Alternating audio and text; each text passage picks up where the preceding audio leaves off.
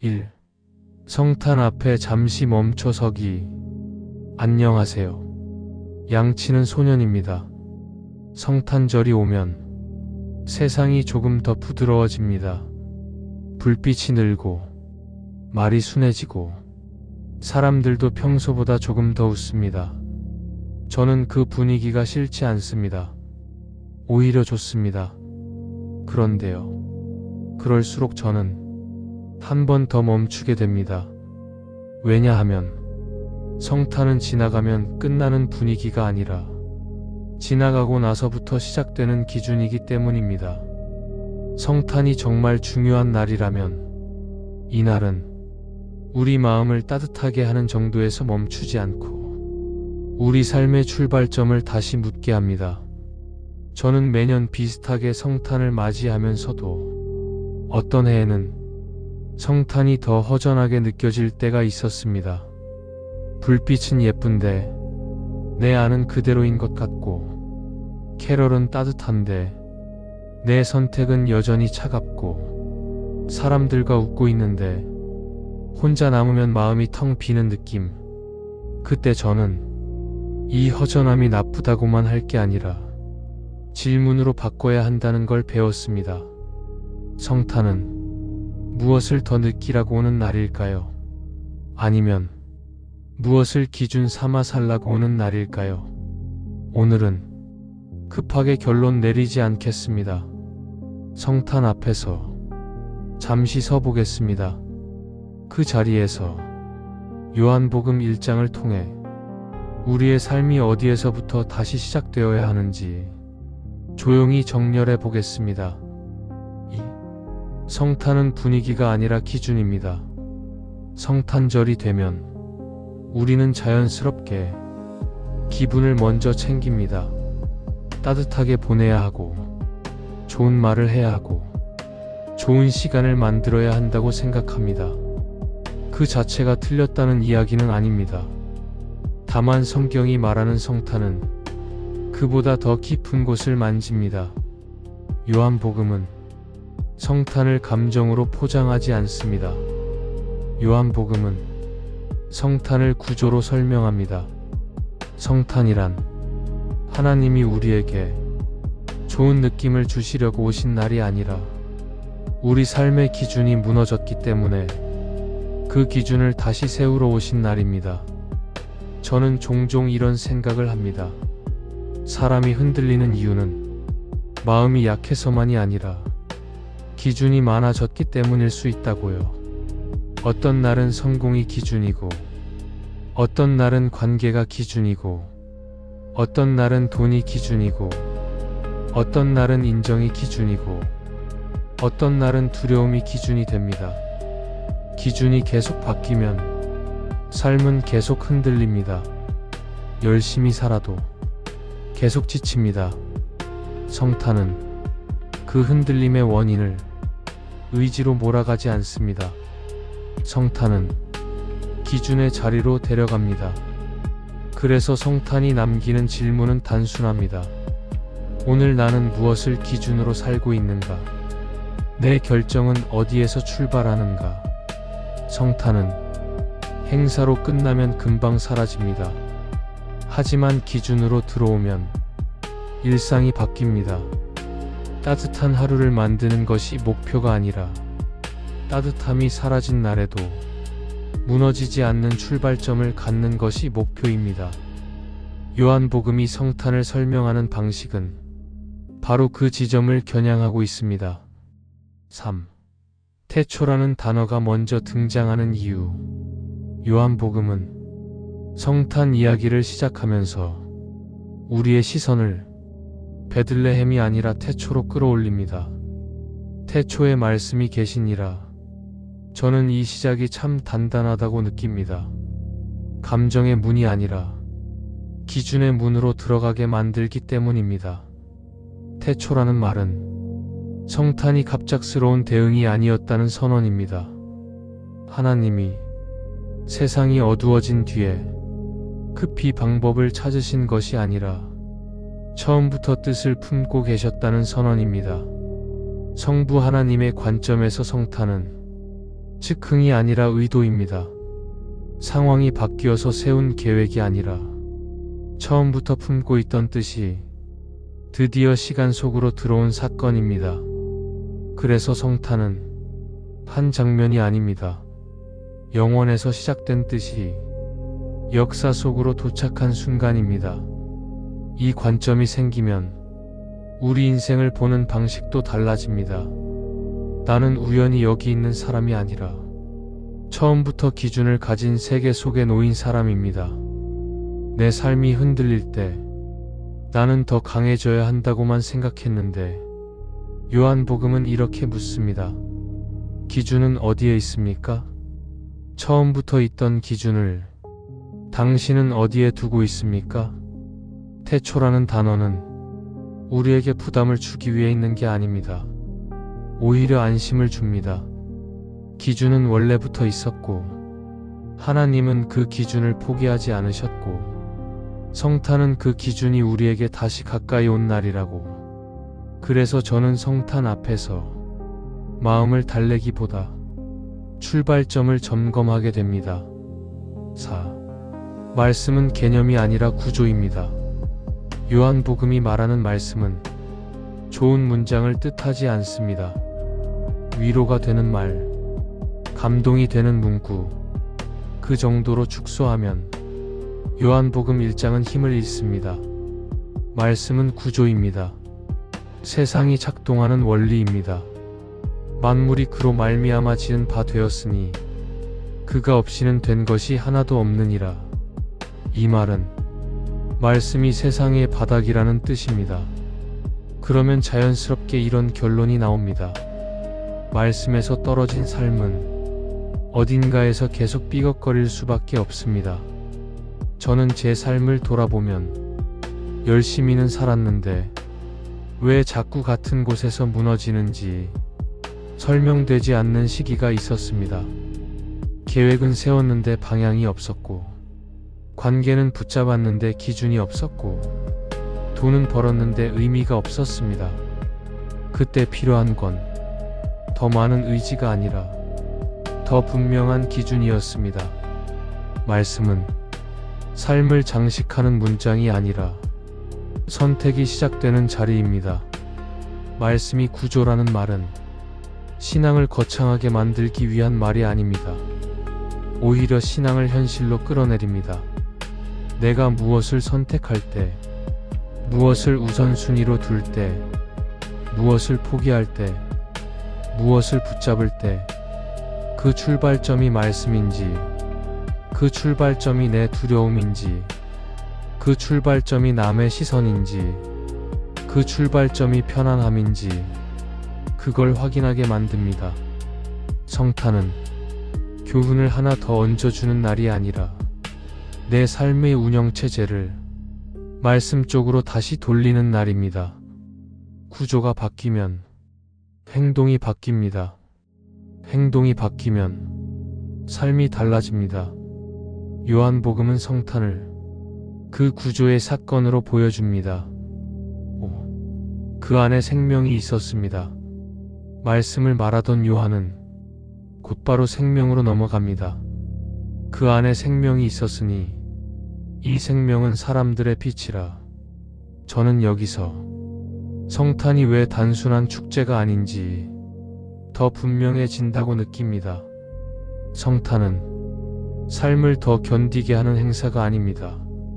성탄은 삶이 어디를 향해야 하는지 방향을 다시 주는 사건입니다. 요한이 말하는 생명은 그저 살아남는 힘이 아닙니다. 방향을 가진 존재입니다. 살아는 있는데 어디로 가는지 모를 때 사람은 가장 쉽게 무너집니다. 해야 할 일은 많은데 왜 하는지 모르겠을 때, 관계는 유지하고 있는데 무엇이 옳은지 모르겠을 때, 돈은 필요하지만 무엇이 충분한지 모르겠을 때, 그때 사람은 계속 버티기만 하게 됩니다. 요한은 말합니다. 말씀 안의 생명은 빛으로 나타난다고. 빛은 기분을 좋게 하는 조명이 아니라 길을 드러내는 기능입니다. 그래서 성탄은 우리에게 이런 질문을 남깁니다. 당신은 지금 살고 있습니까? 아니면 버티고 있습니까? 버티는 삶은 언젠가 무너집니다. 하지만 길이 보이면 사람은 다시 걸을 수 있습니다. 성탄은 문제가 사라진 날이 아니라 길이 들어온 날입니다. 말씀이 오셨고 그 말씀 안에 생명이 있으며 그 생명이 우리 길을 비추기 시작한 날, 이것이 요한복음이 말하는 성탄의 깊이입니다. 6. 빛은 이미 비치고 있었습니다. 요한은 단정적으로 말합니다. 빛이 어둠에 빛이 돼. 여기서 저는 성탄을 새롭게 보게 됩니다.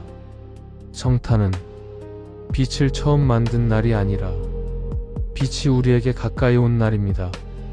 이미 비치고 있었습니다. 그런데 우리는 종종 빛이 없다고 말합니다. 답이 없다. 길이 없다.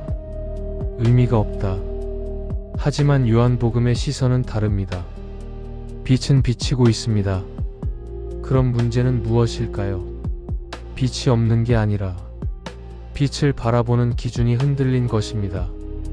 저는 요즘 사람들이 빛을 너무 많이 접한다고 생각합니다. 이것이 정답이라고 말하는 콘텐츠, 저것이 행복이라고 말하는 조언, 이것이 성공이라고 말하는 기준, 저것이 가치라고 말하는 평가. 빛이 많아질수록 오히려 더 어두워지는 느낌이 들 때가 있습니다. 왜냐하면 빛이 많아지는 게 아니라 기준이 많아지는 것이기 때문입니다. 성탄은 그 많은 빛들 사이에서 진짜 빛을 다시 보게 합니다. 성부 하나님의 뜻은 우리를 빛 가운데 살게 하는 것이고, 성자께서는 그 빛으로 직접 들어오셨고, 성령께서는 지금도 그 빛을 빛으로 알아보게 하십니다. 빛이 비치고 있다는 사실은 절망을 줄이는 말이 아니라 책임을 세우는 말입니다. 빛이 비치고 있다면 나는 이제 그 빛을 어떻게 대할 것인가? 어디를 바라볼 것인가? 어디로 걸을 것인가? 성탄은 그 질문을 우리 앞에 놓습니다. 7. 어둠은 이긴 적이 없습니다. 요한은 이렇게 덧붙입니다. 어둠이 깨닫지 못하더라. 저는 이 표현이 참 정확하다고 느낍니다. 어둠은 빛을 이기지 않았습니다. 어둠은 빛을 없애지 못했습니다. 다만 깨닫지 못했습니다. 이 말은 우리 문제를 도덕으로만 몰아가지 않습니다. 우리 문제를 인식으로 데려갑니다.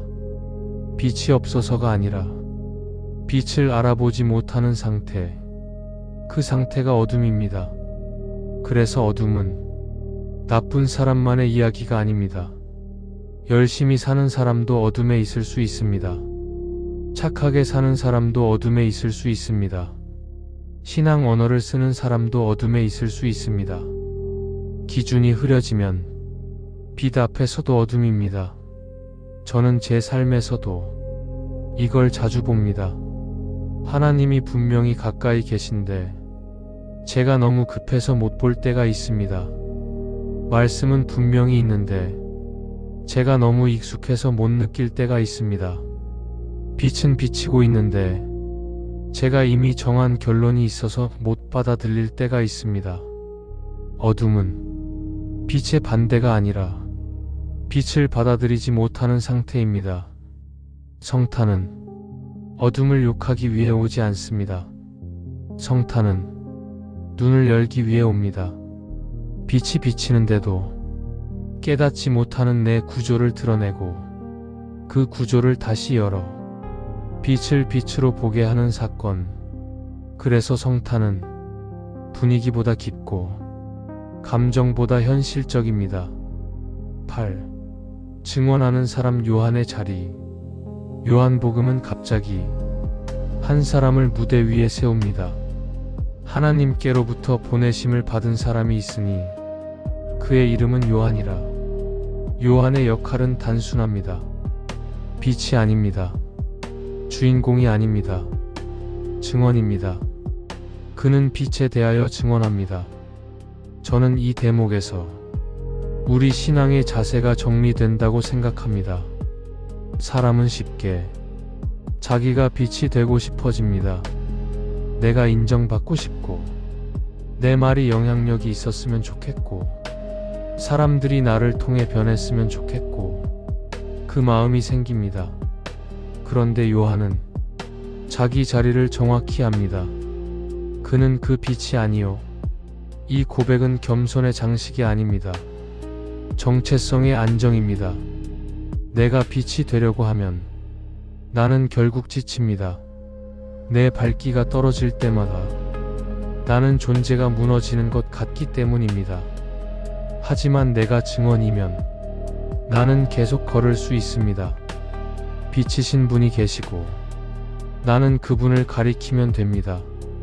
성탄은 우리에게 특별해지라고 먼저 말하지 않습니다. 우리에게 빛나라고 먼저 말하지 않습니다. 빛을 가리키라고 말합니다. 빛을 따라 살라고 말합니다. 이게 공동체를 살립니다. 내가 중심이 되면 다툼이 생기고, 빛이 중심이 되면 방향이 생깁니다. 요한은 그 방향을 위해 존재했습니다. 그리고 성탄은 우리도 그 자리에 서라고 부릅니다. 9. 참빛이 세상에 왔습니다. 요한은 빛을 이렇게 규정합니다. 참빛, 곧 세상에 와서 각 사람에게 비추는 빛. 저는 이 구절에서 성탄의 보편성을 느낍니다. 빛은 특정한 무리에만 비추지 않습니다. 특정한 조건을 통과한 사람에게만 비추지 않습니다. 각 사람에게 비춥니다. 이 말은 성탄이 누구의 행사냐가 아니라 누구의 현실이냐의 문제라는 뜻입니다. 성탄은 교회 안에서만의 이야기로 갇히지 않습니다. 당신의 직장에도 비춥니다. 당신의 가정에도 비춥니다. 당신의 외로움에도 비춥니다. 당신의 죄책감에도 비춥니다. 당신의 불안에도 비춥니다. 각 사람에게 비추는 빛이기 때문에 각 사람에게 질문이 생깁니다. 나는 지금 이 빛을 어떻게 대하고 있는가? 빛이 비추는 것은 은혜입니다. 하지만 그 빛을 받아들이는 것은 선택입니다. 성탄의 구조는 여기서 분명해집니다. 성부께서 뜻을 세우시고, 성자께서 그 뜻으로 오시고, 성령께서 그 뜻을 지금 내 안에서 깨닫게 하시지만, 결국 내 삶은 내가 그 빛을 영접하느냐에 따라 방향이 갈립니다. 빛은 경계를 만들지 않습니다. 하지만 빛은 내가 무엇을 붙잡고 있는지 드러냅니다. 참빛이 오면 가짜 빛은 흔들립니다. 그래서 성탄은 따뜻하면서도 날카롭습니다. 10. 자기 땅에 오셨으나 요한은 아주 담담하게 말합니다. 세상이 그를 알지 못하였고 자기 백성이 영접하지 아니하였으나 저는 이 장면이 성탄의 현실이라고 생각합니다. 빛은 왔는데 항상 환영받지는 않습니다. 왜 그럴까요? 낯설어서가 아닙니다. 오히려 너무 다르게 와서입니다. 사람들은 자기 기준에 맞는 구원을 기대합니다. 더 강해지는 방식, 더 빨라지는 방식, 더 편해지는 방식, 더 눈에 띄는 방식. 그런데 하나님은 약한 아기로 오십니다. 저는 이것이 하나님의 실수가 아니라 하나님의 방식이라고 믿습니다. 왜냐하면 하나님은 우리를 힘으로 굴복시키지 않으시기 때문입니다. 빛은 강제로 밀어붙이지 않습니다. 빛은 비추고 드러내고 초대합니다. 그래서 사람은 자기 기준이 강할수록 오히려 빛을 거절할 수 있습니다. 성탄의 거절은 무식해서가 아니라 기준 충돌에서 생깁니다. 말씀이 오셨는데 내가 이미 정한 결론이 있어서 그분이 들어올 자리가 없는 상태. 저는 제 삶에서도 이 장면을 자주 봅니다. 하나님을 원한다고 말하면서도 정작 하나님이 내 기준을 바꾸려 하실 때 저는 멈칫합니다. 성탄은 우리의 거절까지도 기록합니다. 그리고 그 거절을 통해 우리가 어디를 붙잡고 있는지 보여줍니다. 11. 영접하는 자들에게 일어난 변화. 요한은 이어서 말합니다. 영접하는 자, 곧 그 이름을 믿는 자들에게는 하나님의 자녀가 되는 권세를 주셨으니, 여기서 믿음은 감정이 아닙니다. 지적 동의만도 아닙니다. 삶의 출발점이 옮겨지는 결정입니다. 저는 영접이라는 단어를 이렇게 이해하고 싶습니다. 내 삶의 중심 자리에 말씀을 모시는 것. 내가 주인이던 자리에서 내려와 말씀을 기준으로 모시는 것. 그 순간 내 신분이 바뀝니다. 하나님의 자녀가 되는 권세. 이 말은 당신이 더 멋진 사람이 된다는 의미가 아닙니다. 당신이 더 완벽해진다는 의미도 아닙니다. 당신의 출처가 바뀐다는 의미입니다.